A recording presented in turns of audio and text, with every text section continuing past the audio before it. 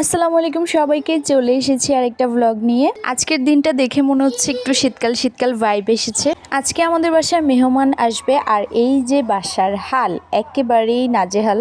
কি কি রান্না হচ্ছে সেটা আমি দেখিয়ে দিচ্ছি। ডিম, মুরগির মাংস, সেদিন আমরা রোজা রেখেছিলাম তাই আমার জামাই ফিরনি এনেছে। রান্নার সবকিছু জোগাড় করা হয়ে গেছে, রান্নাও এই যে প্রায় শেষ। এখানে আছে মাছ, শুটকির তরকারি, তারপরে চনার ডাল দিয়ে লাউ। আমার হাজবেন্ড এখানে একটা ফাতিয়া দিচ্ছে, আর তাই আজকে সবাইকে মানে বাড়ির সবাইকে বলা হয়েছে।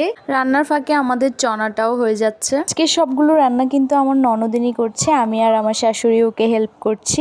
এই ফাঁকে আমাদের ইফতারের জন্য পেঁয়াজুর ডালগুলো রেডি করে রাখছি, আর এখানে সমুচার জন্য ভাজিগুলো রেডি করা হচ্ছে।